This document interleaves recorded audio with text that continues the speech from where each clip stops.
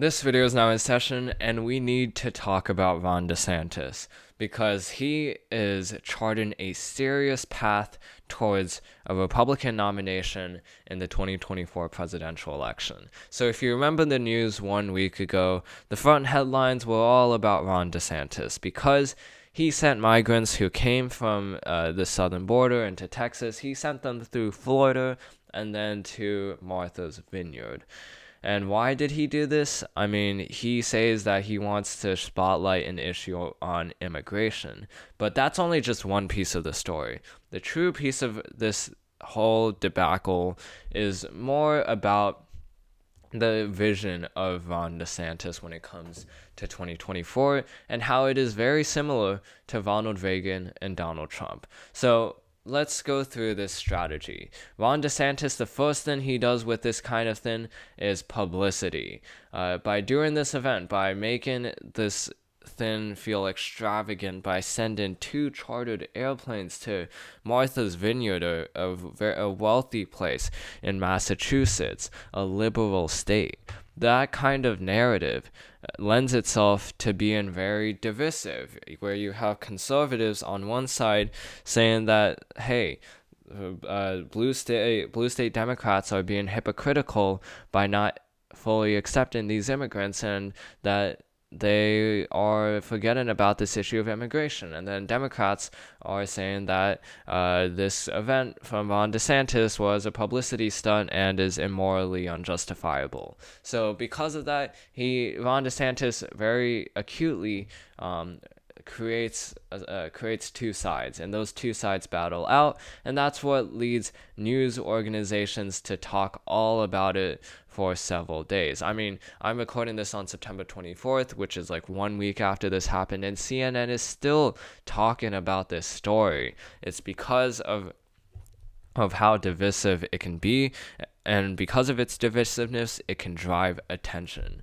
So any of Ron DeSantis' publicity stunts will usually have 2 parts to it. So first, it's very authoritative. In this case, you have Ron DeSantis forcefully sending migrants from Texas, not even Florida, but from Texas, through Florida and then to Martha's Vineyard. That's pretty authoritative. But if you remember previous encounters with Ron DeSantis, and as well as policy issues, you'll probably remember at the beginning of this year when he signed the Don't Say Gay bill, Disney tried to revolt against it by basically sending out a letter to their employees that condemned the Don't Say Gay bill. But instead of conceding to Disney, which is a very big player in Florida's economy and Orlando's economy, he instead picked a fight with them, and he essentially, he spotlighted that issue for himself. He got himself on the news.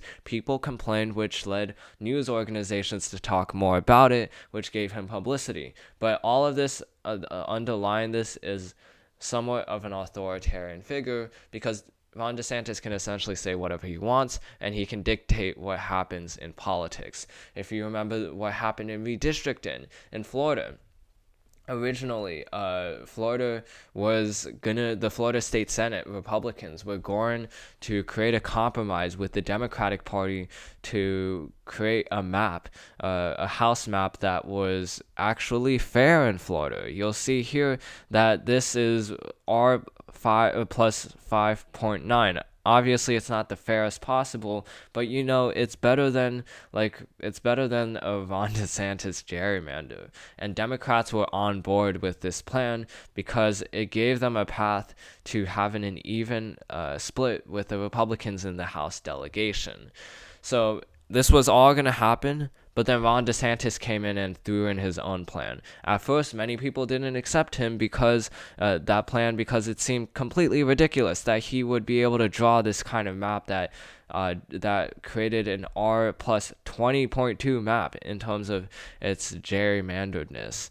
So a lot of people voted off, but Ron DeSantis has power, and he used that power to be very authoritarian. He pushed that through the state Senate. He choked it down the state House, and with the help of the state Supreme Court, he got this map passed only because of himself, not because of state Senate Republicans, not because of state House Republicans even. It was because of himself. And that is the primary strategy of all of these publicity stunts, which is to show that he is a powerful figure. Because if he can do that, then it kind of shows that he can be a leader on the world stage. But the other thing about these publicity stunts is for them to thrive, there needs to be an ounce of seriousness. In the case of Martha's Vineyard, there is a serious issue on the table, which is immigration. When you talk about Disney, there was a serious issue about wokeism, even if it was manufactured. But there was an issue back then. In redistricting, it was about whether or not the Republicans should try to do whatever they could to have the Democrats kicked out of one chamber of Congress so that they could check the presidency.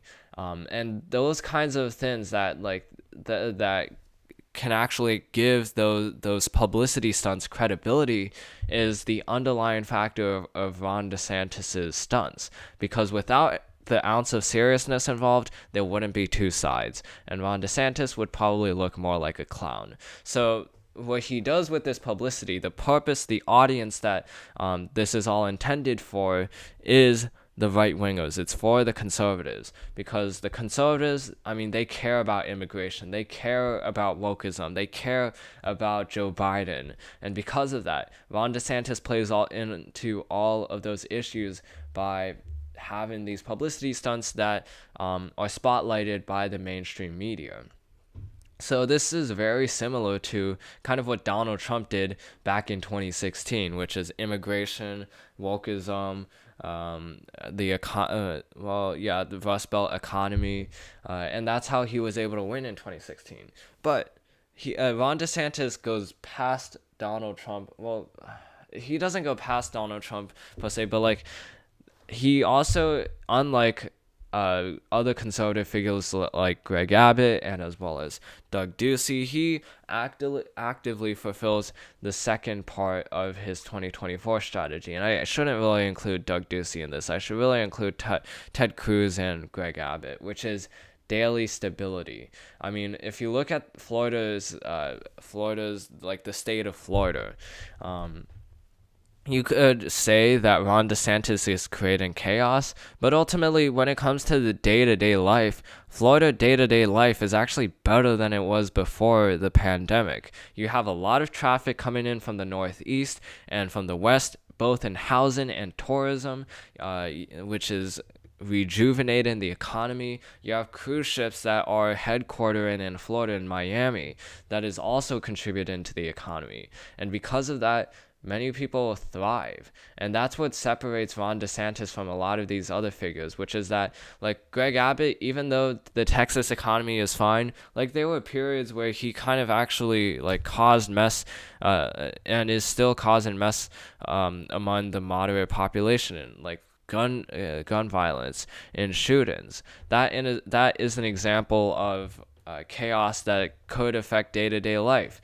The winter storm and the failure of the power grid. That's something that you could argue is a day-to-day concern. But when it comes to immigration or migrants, moving migrants, those are things that the public isn't really going to notice the effects in real life, especially the Florida public in this case. When it comes to Disney, most people aren't going to be affected by this. The most that this is going to affect is probably some ultra-liberal individuals in Orlando who work at Disney. So ultimately, for the moderate population, they don't get involved, and since the economy is doing well, since they feel a surge in their pockets, they're ultimately fine with Ron DeSantis, even though he may be divisive among Democrats and liberals and conservatives. It's just because, as Bill Clinton said, it's the economy, stupid. And if the economy is doing great in Florida, then, there's no reason why they shouldn't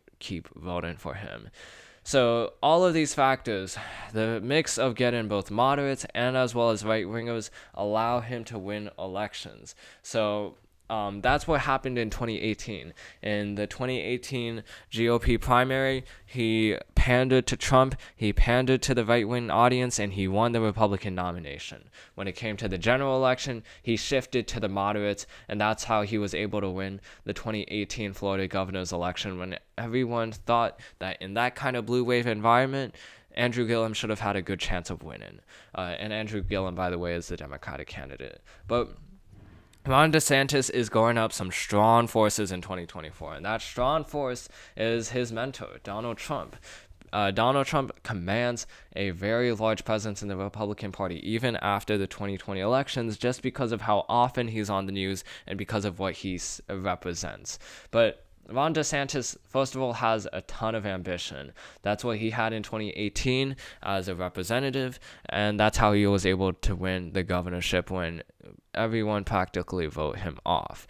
And the same thing might actually happen in 2024 because of this final factor, not being ideologically interested. And this is kind of a hard thing to explain because it's a very, the way to I guess the way to differentiate Trump and DeSantis is very minute, but when it comes to Donald Trump's image, Donald Trump does care about his image a lot. He cares about his image of being a winner, of being a strong leader. And that's why that's why sometimes he can go too far. If you remember the January 6th insurrection, a lot of that was because Trump was petty about the 2020 election.